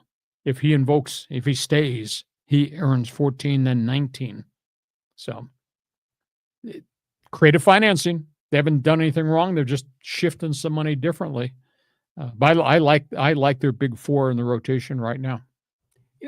Doesn't it feel like the Dodgers offseason is so distorted reality that even when the Padres make some additions, we think they're going in the opposite direction, because the Dodgers have become Mount Everest of baseball. Yep. So the Padres are in a better situation right now than they were a week ago today. Yeah. And I don't know if the fans haven't sensed that yet, because they don't know who Pivetta is. And Pivetta was the only veteran starter at Fenway Park last year on a team that force-fed all their kids. The first half of the season, they were terrible. And those kids collectively got better and better. Yes, Pivetta's record was 6-12, but he was in a lot of games and he pitched pretty well. His ERA was not obscene. And he's got his history as being a strikeout guy, doesn't walk a lot of guys. So I think you put him on the mound, surrounded by a better batting order, I think the results would be much more positive than they were at Fenway Park. And he's not a sexy name. And the reason he was out there is nobody wanted to pay him big money and have to give up the draft pick compensation, and because he was a qualifying offer guy, give up the draft pick compensation and lose $500,000 in international signing money. Preller did, because Preller, and it was a move out of desperation. He had to go get another frontline guy. So now he's got a big four that I think is pretty good. Okay, now hear me out on all this. So you were saying he was giving up a lot of bombs. That was like his problem. He was striking out guys, he was getting guys out, but he gave up home runs. And then you think he's was previously in Fenway, so the guys hitting balls off the monster. There's a lot of opportunities to hit home runs. Before that, he was in Philadelphia where balls always going out. Yeah, exactly. So I wonder if that's part of the reason why he rejected the qualifying offers. Maybe he didn't want to play in Fenway anymore. And then he comes to the Padres, which, has the brand of a pitcher's park. But I thought I was reading something that they might be changing the fences at Petco. Have you heard anything about that? Not recently. I mean, Okay. there's been dialogue that we're going to make more adjustments, but I don't think that's in play right now. But your point is valid. But at the end of the day, a lot of it's about economics, and it is kind of odd. Nick Pivetta turned down the qualifying offer of $21 million, and now he signs here where the potential his first year could be $12 million. That's big. Well, it's kind of like Jerks and Profar last year. They declare free agency and they think they're going to cash in, and then suddenly it's in the middle of February and like, oh my God, where am I going? Yeah, that's where we are. Thanks for the comment. Okay, let's keep moving on, and we'll go here to Hector. And he goes, Lee, the Carol Wilson divorce is pretty ugly in Seattle, with Wilson trying to get Pete fired. How mended do you think their relationship is by now? They seem to, the sentiment around the NFL is that they mended fences. And that, obviously Russell went to Denver and he had some good experiences and then some rocky experiences, and then they cut him loose. But now suddenly, with all these guys that are on the street, it's not as if Russell Wilson, a month ago, I would have said, well, Russell Wilson might be a perfect fit there. But now look at how many more guys are available, led now by Aaron Rodgers. So I no doubt that the Raiders are going to take their time to evaluate, and they can't sign anybody till March 3rd. That's when the free agent window opens. And now I think some of the dimensions of the quarterback they want have changed because of the fact that Chip Kelly's come in as the offensive coordinator, and he wants to run something different, and that means a different style quarterback. So I'll be fascinated just to see. Of all the names that I posted, I think Aaron Rodgers is the right one in terms of being productive immediately, but I don't even know that Aaron Rodgers is a good a fit as Chip Kelly wants. And the other wild card in this whole conversation is maybe they're bold. Maybe they do something really brazen, like trade up to go get Shedeur Sanders or go get Cam Ward at the top of the draft board. And of course, trading to get one or two means you're going to have to pay a steeper price, but they got 10 draft picks. They got $107 million in cap space, and they got a lot of young players. So it's going to be fun. It's not March 3rd yet, is it? I can't wait for March 3rd. I mean, we'll be talking NFL free agency, which will be another hot topic on the table. Hector, thanks for joining us. You got an opinion? Just a quick shout out is, I remember you always said that Telesco, when he was the general manager, was generally conservative and wouldn't trade draft picks. But now they got a new GM with Vegas, so maybe they will deal up. Yeah, there's no doubt about it. New ideas. And Pete Carroll's a pretty aggressive guy. And obviously Spycheck, who came from Tampa, had been with the Lions for a long period. He's got a nice track record of acquisitions. I mean, what they built in Tampa around Baker Mayfield was because of Spycheck. And Tampa's pretty bloody good football team right now. So Raider football is going to be fun going forward. I mean, I love the NFL. I love the NFL offseason. It's pretty cool too. There are no down days in the world of sports anymore. Not with me. I'm sorry. Yeah. I apologize in advance. I am who I am. You're just bursting at the seams, no matter what season it is. We move on. Let's talk a little more Seattle here. This is with PE for Life. He says, Lee, as a past Seattle announcer, are you irate as I am about the excuses the Mariners make to not sign hitters year after year? Well, it's a bit of an issue, but it's a bit of an ownership issue. And then I think it's a byproduct of the luxury tax, et cetera. They have fabulous pitching. My goodness, their top 4 starters are they're horses. They're really good. Did they need to go get more bats? Yeah, and they finally did right at the tail end. I am a little surprised they did not bring Justin Turner, the ex-Dodger, back because he's a settling presence in that clubhouse. A lot of young guys. They had some injury problems with some of those young guys last year. But when you got cornerstone pitching, I mean, every one of those guys, I think, made 30 starts last season, and they had no injury problems. That's a pretty good foundation to have. DePoto is a wheeler dealer as a general manager, and he does make trades. He does take gambles along the way. So, yeah, I think people have really been let down about the potential of the Mariners, but sometimes your payroll's your payroll, and your marketplace is your marketplace, and maybe you just can't financially go way over that luxury tax threshold to try to take a gamble and make a move. Boy, the young pitching's really good, and they've held on to all of it. They have, yeah. And they had Ty France, remember him? Sure. And he's kind of roaming around out there, I think, as a free agent. He just signed. Oh, he did? I'm trying to remember. He just signed the other night.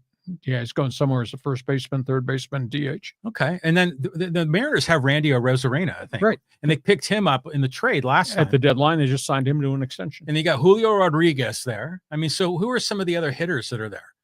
I'm kind of going blank on some of the other names. I got too many names. Yeah, they got great pitching. They needed to add bats because Rodriguez was kind of a man by himself standing on the street corner. And they had a bunch of injuries too, and they're going to get most of those guys back. J.P. Crawford, some of those other guys. Do you miss your time in Seattle?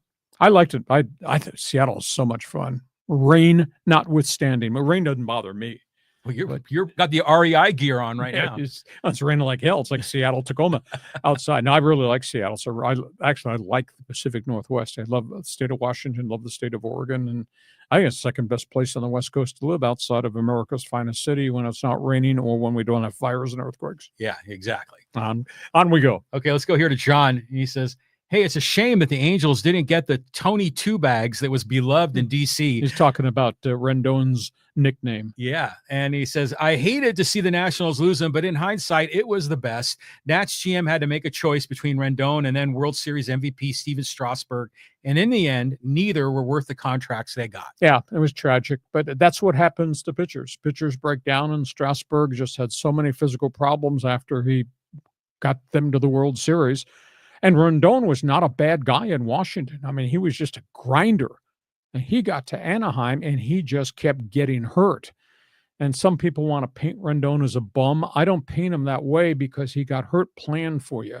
And he tried really hard, and he's had all these different injuries. But at the end of the day, he's making so much money, and he can't stay on the field.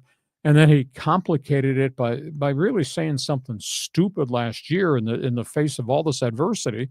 Well, baseball is not that most important thing in my life. My family is. Well, you may feel that way, but you're making so much money and you've not been able to repay the owner for the contracts he gave you. And now this hip surgery came out of nowhere.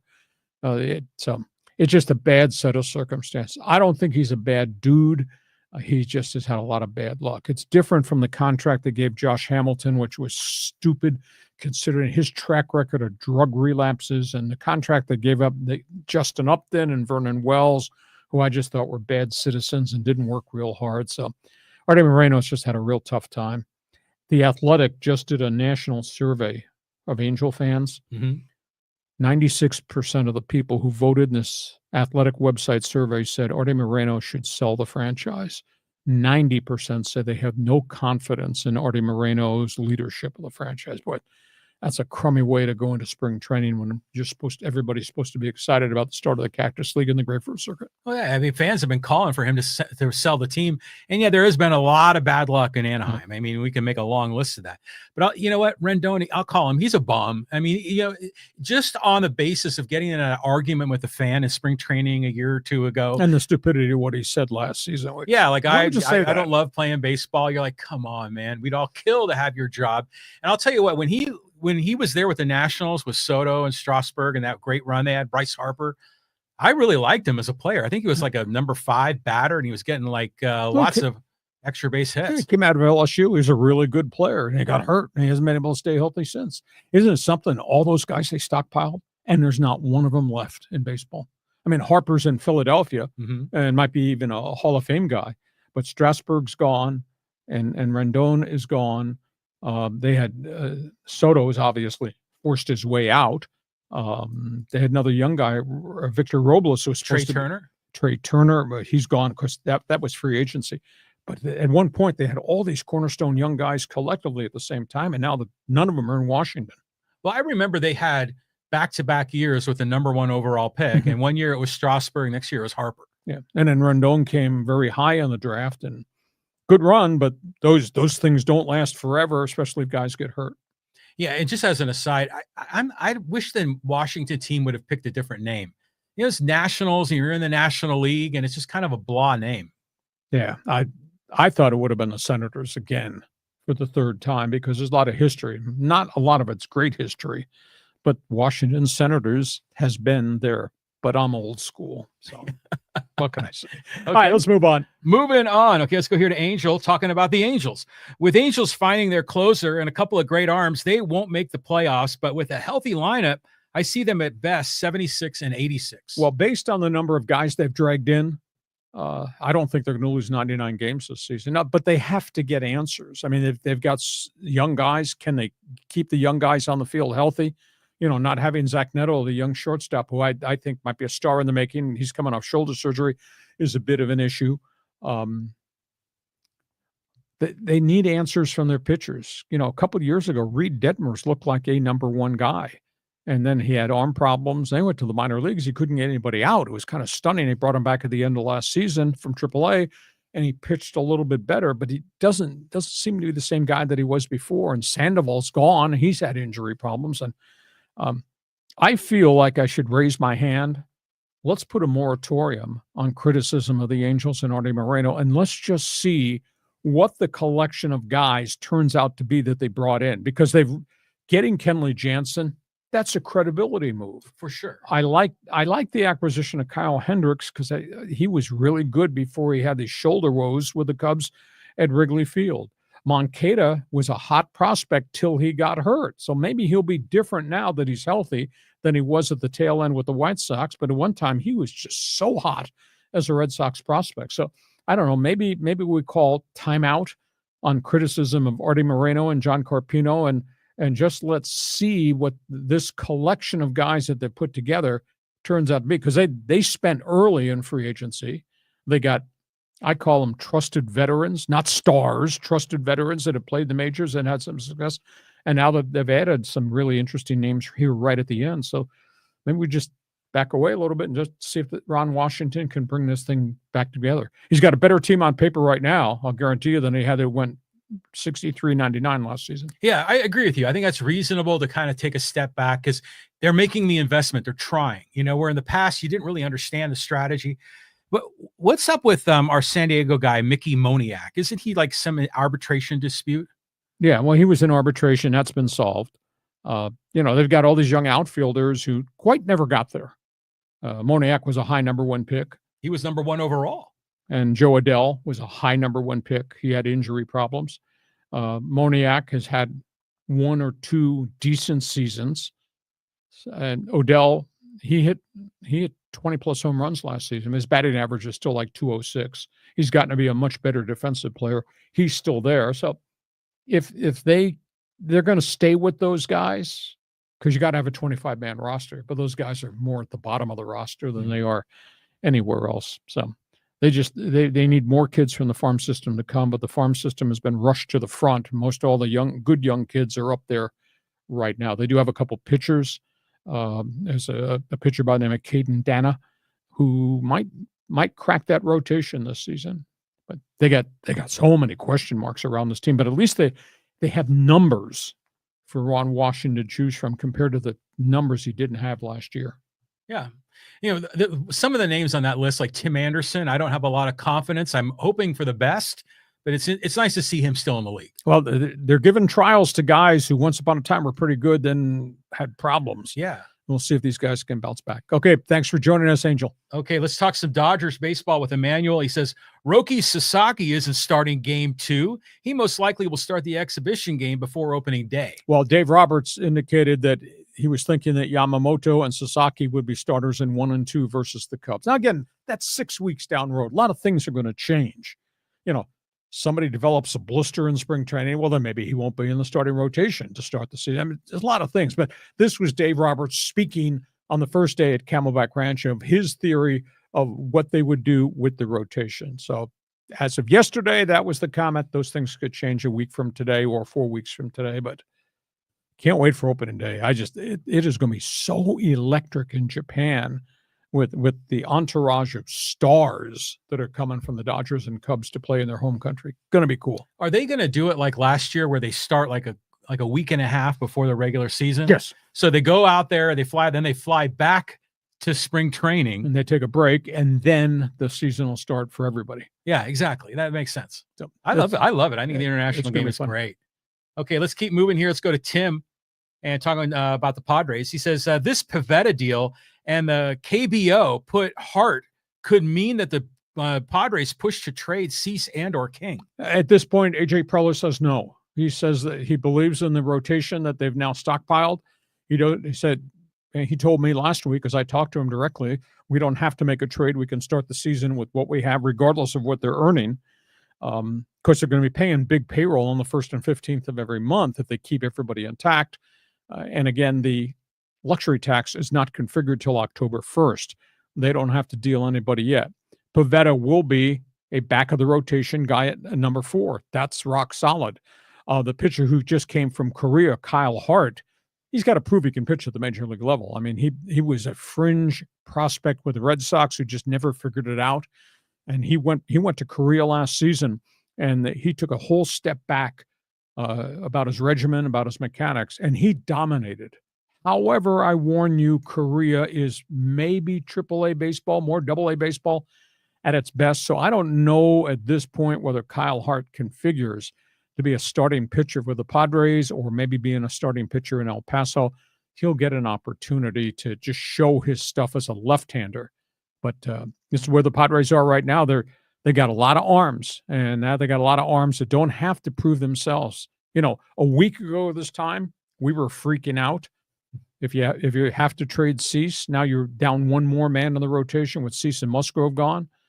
And now all of a sudden they got Pivetta. Now you got a rock solid 4. The general manager says, I believe in this front 4. We're staying with this front 4. We don't have to move anybody. So now the dialogue who the hell's going to be the 5th guy? Is it going to be Waldron? Is it going to be Vasquez? Is it going to be Brito? What about the guy we're pulling out of the bullpen and maybe flipping him and extending him, Stephen Kolek? Let him be a starter. He'll compete. So now instead of being freaking out about starters 3, 4, and 5, we're just having a debate about who's the number 5 guy. And then, by the way, you got the whole bloody bullpen. And by indicating we have to trade a pitcher, he also said we don't have to trade Robert Suarez right now. Again, they don't need, from a budget standpoint, to do it right now. Later in the season, maybe they do it, or maybe they don't do it at all and just write a luxury tax check at the end, although I don't think that ownership wants to do that. AJ Preller is still cooking. He always is. Yeah. The dude never sleeps. They go to spring training, and he's on the phone all hours of the night. He's doing this deal to get this kid out of Korea at, 3 o'clock in the morning, Arizona time, which I don't know what the time is in Korea, to get Kyle Hart, who at one point was a really high draft pick out of college, went to the Red Sox, but just never quite made it, and then was out in the street and reinvented himself over there. And by the way, AJ's history abroad, Ha-Seong Kim. Yeah. Nick Martinez, Robert Suarez, right? Luis Garcia. I mean, this guy's done some unique things of reaching for people because he had boots on the ground there that said, this guy, we can make an establishment. And he's done it 4 or 5 times. But I think there's still more deals coming, don't you?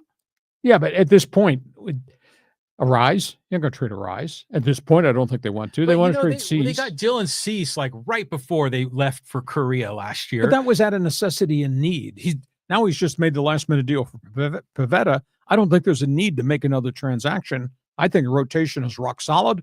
Bullpen is really deep. And you open the season with the committee in left field and the rest of the batting order being there. Well, first base DH is still a little bit open, isn't it? That's why you got guys. Let's just see what happens. Okay. All right. Thank you for the input, Tim.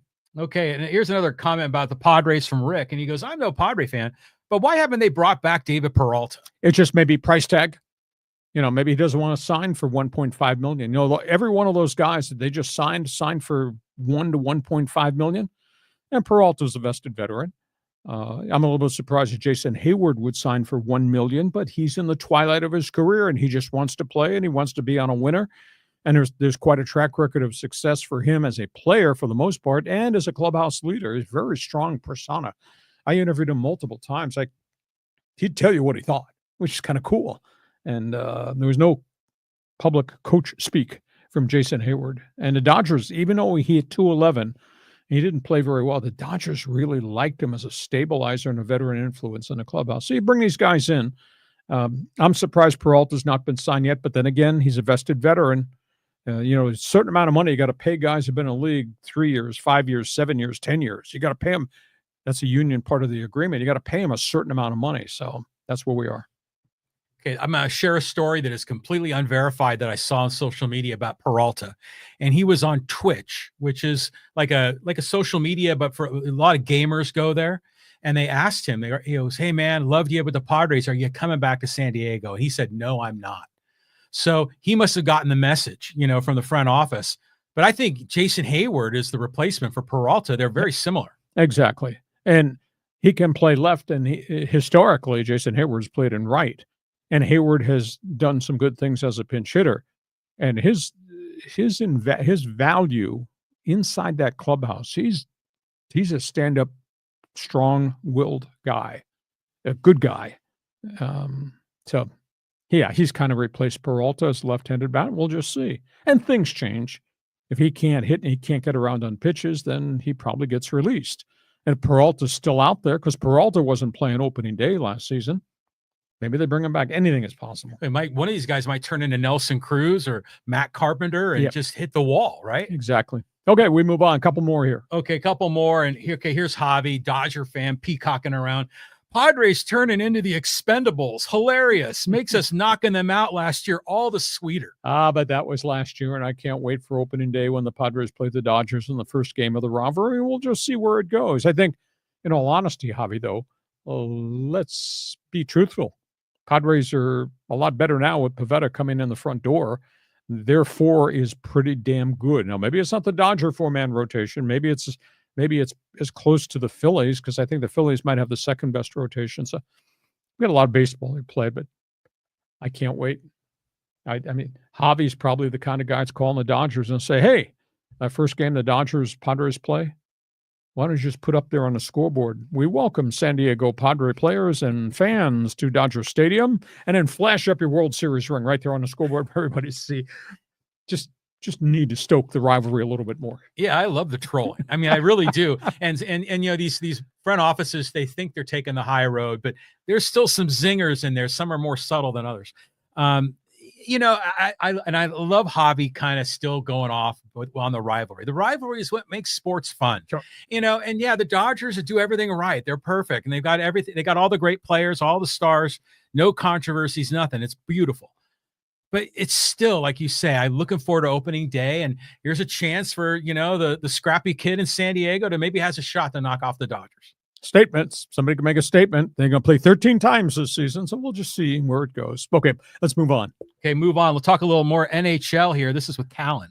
He says, "Afternoon, gents. Lee, what an electrifying start to the Four Nations tournament. Sucks to hear about Shea Theodore getting injured, but damn, this tournament is already fun. Let's go Team USA." As I said, say goodnight. NHL All-Star Game, we don't need it. Let's just replace it with a global tournament and configure it so that we can allow all the great players globally to play, because this thing is refined to Team USA, Canada, Sweden, and Finland.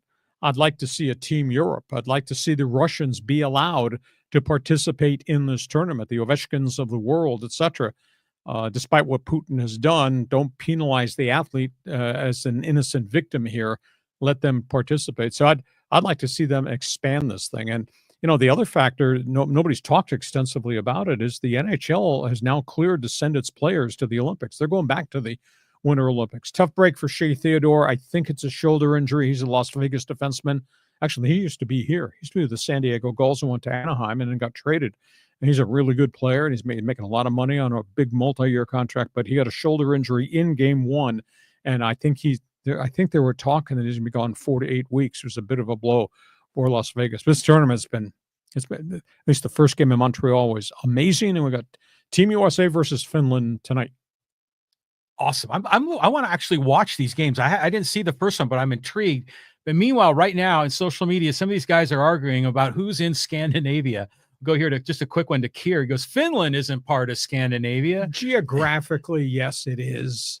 It's kind of more connected. Well, it shares the border with Russia. Exactly. And then David here goes on. He says, yeah, Finland, Norway, Sweden, Iceland, Denmark, and the Faroe Islands are all part of Scandinavia. Just call it Team Scandinavia. You involve all these players from that segment of the globe, just like you invoke and call it Team Europe, and you can take players from Germany and France and add them to the block of countries that used to be the USSR. There's so many great players that are in the NHL who are from Ukraine and from the old Soviet Union. Make that Team Europe, and then you have Team USA, Team Canada. I think the global tournament, it'd be a hell of a tournament. Yeah, it'd be great. Yeah, it'd be terrific. Why am I not commissioner of all things NHL? You are the franchise. That's right. We need to make a phone call. All right, let's just another shout out more on the rivalry. This is from NS. He goes, Dodgers are trolling the Padres on their giveaways. The Snell bobblehead, the replica World Series trophy, and the Gold Series jersey. I just love it. Just everything's about marketing. It's absolutely hilarious what's going on. It's going to be decided on the field, but it's great. It's great that we have a rivalry. And I tend to think based on what has just happened, you know, Jerks and Profar robbing that home run ball and then standing out there in left field, jumping up and down at Dodger fans. I think that was so great for the rivalry. It's taken the rivalry to a much higher level. Padres obviously owe the Dodgers one now because the Padres choked away that playoff series against the Dodgers. So that's in the back of their mind. That's going to eat at them until they prove differently. Well, yeah, I mean, you know, Roberts and Mookie Betts, they all come out and said, you know, there's electric at Petco. You know, so that for them as players, they understand the rivalry and they value it. But speaking of the Dodgers, have you seen the pictures of Dodger Stadium where they're renovating the clubhouses and they've like dug these deep holes under the dugouts? Mm-hmm. I'm kind of curious to see how that sorts out. They got the resources and they're doing things, they're reinvesting in the ancient stadium like they're reinvesting in the roster. They've got the bank to be able to do that. I will say this is at Dodger Stadium, if you're like in the second deck and you're kind of behind the seats in the concourse area, it still feels like an old stadium, like really low ceilings and the concrete bricks everywhere. But what a beautiful location that is. I'm surprised they haven't rebuilt it at any point. Well, they've renovated it multiple times, but to have a complete tear down, where's your team going to play if you're going to tear it down? And then secondly, that's unbelievably costly. I mean, we start talking about. But yeah, it's the Dodgers, you know, and that's like one of the oldest stadiums in baseball, maybe the third oldest. Yeah, between Wrigley Field and Fenway. Yeah, exactly. yeah. Oh, wow. Okay, let's move to social media. I'm sure we got somebody's got an opinion. Oh, I bet we do. Oh, you know we do. Okay, let's go down here. And okay, we'll talk about the Chiefs. He goes, because America hates winners. They hated Tom Brady all these years. Kansas City is a lot more tolerable than those scumbag Eagle fans. Well, that's the Eagle fans. Let's just talk about the organizations. I think two of the best organizations we've seen in modern day NFL football. You know, if I canvass general managers, they would probably say off the record, out of respect, what a hell of a job they've done in roster building in Philadelphia and in Kansas City. You know, we broke it down going into the Super Bowl. Philadelphia, I think, had 15 of the 22 starters or their own draft picks. Kansas City had 14 of their 22. That's an amazing accomplishment. And you know, what few free agents that have come on board have really been difference makers. I mean, led by Saquon Barkley, obviously, with the Giants who went to Philadelphia. And then the Kansas City Chiefs, the rental of all those veteran free agents, whether short-term contracts, one-year deals, has really, really panned out. At the end of the day, Kansas City deserved it. It's really hard to keep your team together on a year-by-year basis and have that kind of success. And Philadelphia's been building towards this and they've arrived. Doesn't mean they're going to own it going forward. I mean, there's no doubt in my mind that Detroit comes back totally healthy.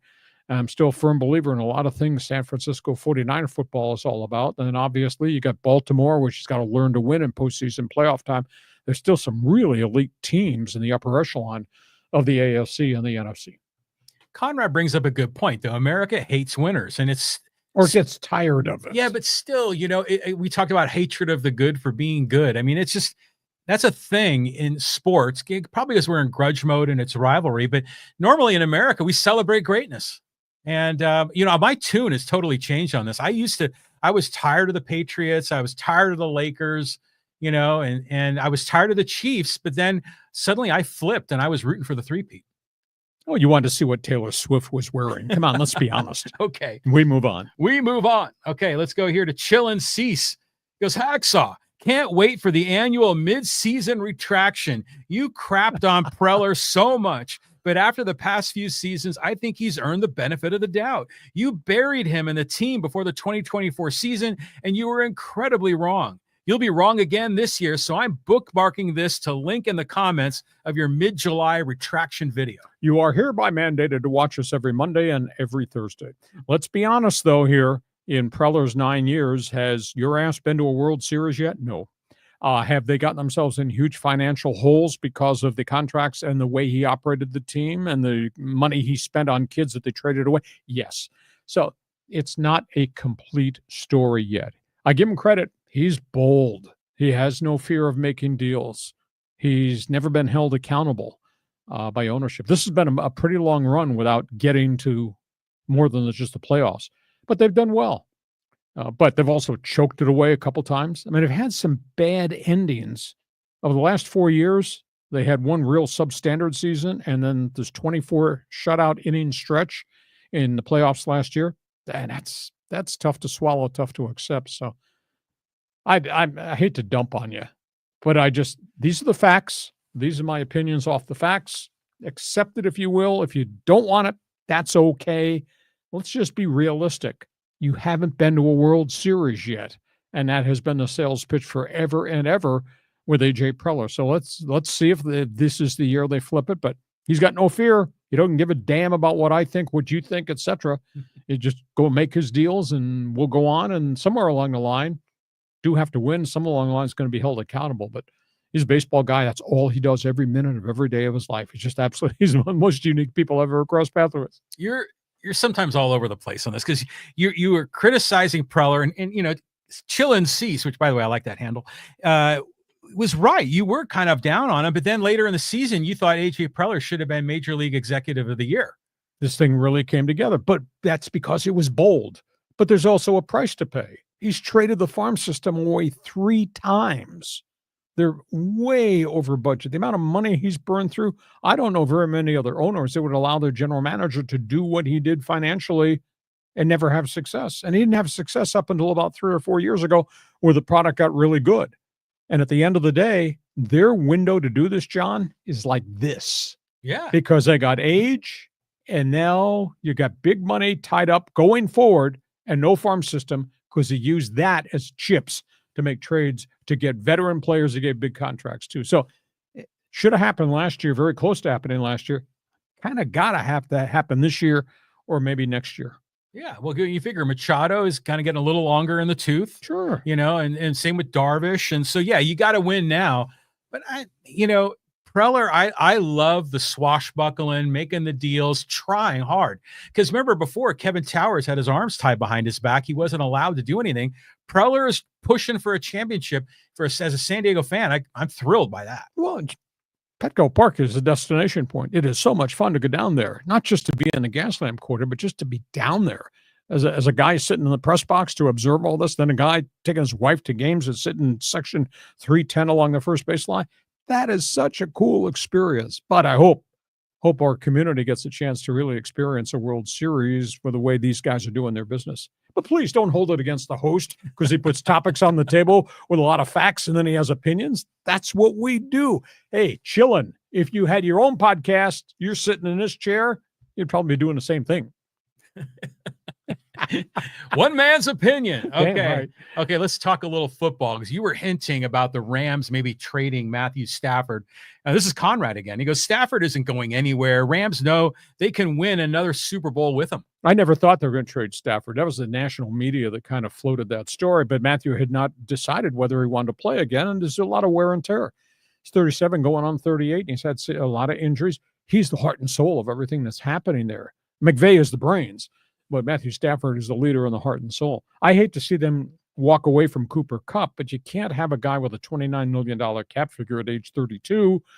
They're going to have to do something there. But the season they had, that was really impressive. That was McVay just coaching them up, and they got progressively better and better as the season wore on. So Stafford plays another year. They're going to have to go get another wide receiver if indeed they move Cooper Kupp. I like Kupp. I hope the Chargers get access to Kupp. Has to be at a different price tag though. But this will be fun to watch to see because they're gonna make a few changes, not a lot of changes there. Didn't Jared Verse win that award for Yes. Rookie of the Year or Exactly. Defensive Rookie of the Year? Defensive Rookie of the Year. And we talked about him and Fisk the day of the draft. You and I said, you watch these two. And what these guys do? I told you so.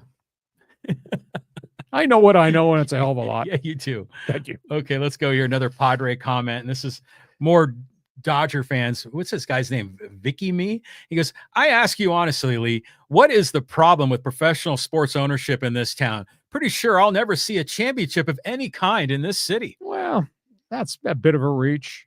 The football franchise here, First Family Football, the Spanoses, as they called themselves absurdly. They had 16 winning seasons in like 33 years. And then they vacated and moved. Baseball's gone through some good stretches. The Kroc ownership had good stretches. Obviously, John Morsley, really a good odd year or two. And now Peter Seidler's enormous efforts to put this thing into a status where they might be a World Series team. But we're no different than a lot of other places. Can you please tell me when, and again, I used to work in Cleveland. When was the last time Cleveland won anything in football? 1964? Yeah, in football. When was the last time my Cleveland Indians won anything? You have to go to the Cavaliers. I mean, that's when they finally won something. More recently. Yeah. But it's not easy to win. Now, outside of Laker basketball, Dodger baseball, has anybody else in LA won anything? I mean, the LA Kings won the Stanley Cup one time there, but Angels won the World Series about 20 years ago or so, right? One time. That was the Thunderstruck. It's just really, really tough to get there and stay there. So good organizations, great organizations are few and far between. I don't think it's just a San Diego thing. It's a lot of different places. Well, San Diego as a sports town, we have a curse. Okay. And one of the categories of the curse is the lack of champions. But I'll tell you what, when the Padres, they made the World Series twice, the Chargers got the Super Bowl once, and those are big moments in town. But for me, the most amazing opportunity for a national championship was San Diego State basketball a couple of years ago. That to me was odds defying that would never have happened in a million years, and it did. Yeah, and the 30-2 team never got to the NCAA tournament, and that was by virtue of COVID, right? Yeah. So, I mean, that program has been really good for a really long time, and they've gotten close, and they got to the championship game one time and should have probably been a big-time tournament team on the 30-2 season that they never got the chance to play because the whole thing got canceled. Yeah, Malachi Flynn and who are the other guys? The guy from New Zealand, and I'm blanking on their names, but I remember the one kid came from Santa Clara. And they were all wanted to come here just to win because they had never made the tournament. And they were on a team that was winning. It was going to make the tournament and likely be a number one seed. And everything just went off the cliff. Yeah. So that's where we are. It was awful. We'll keep on trying. We'll keep on covering it. We will be talking about it nonstop. Let's do a couple more here. Okay. Here's our last social media one. This might be a little dangerous here. We're going to talk a little Trump. And this is from DMM Second. He goes, great job, Hacksaw. Love your show and have a ton of respect for you. Not to be afraid to call out that man's BS. Again, love the show. Keep up the great work. I'm not sure who he referenced. I was calling out BS on somebody, but I do on that. Trump. Oh, I did? Okay, I do that. That was often. After the plane crashes a few weeks ago. I have a right to my opinion. It's called First Amendment. Even though, did you see this week? He expelled Washington Post, Associated Press, I think 4 different news organizations from their seats in the White House press office, expelled them because they expressed opinions that shouldn't be the Gulf of America. It's the Gulf of Mexico. He expelled them. Do you people who voted for that guy think you're going to like this dictatorship? Because I think it's going to be a really bad 4 years for our country. Yeah, it's wild. It's been a wild 3 weeks, and I think we're going to be on the edge of our seat for the next 4 years. Terrible. It's terrible. But hey, America, you voted for this. This is what you got. Hope you enjoy it. We're all going to have to suffer for it, but things will change. Things always do change. They do. This podcast has been brought to you by Dixieline Lumber and Home Centers. You got projects, they got materials. You need ideas, they can help you. Go to Dixieline.com. Just see all the things they have to offer. I hope you have enjoyed all the topics we put on the table. Absolute ton of things to talk about as it relates to baseball, as it relates to football, as it relates to basketball. We cover the NHL, golf, NASCAR, you name it. We have the information and we have the opinions to go with it. Reminder, why don't you tell everybody on Instagram, on Twitter, all the other social media platforms, Hacksaw's back. We're on now. New starting time, Mondays 1:30, Thursdays 1:30. Tell your friends, share, subscribe to all the things that we're offering. That way you'll get the alerts every time we put something up on the YouTube channel, and check my sports website.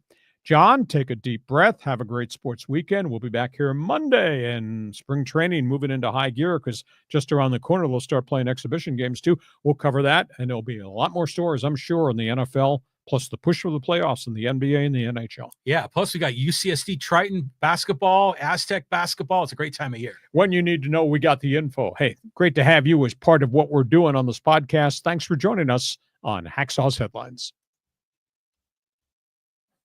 Join us again for Hacksaw's Headlines on YouTube, Facebook, and Twitter. And find the audio version on your favorite podcast apps.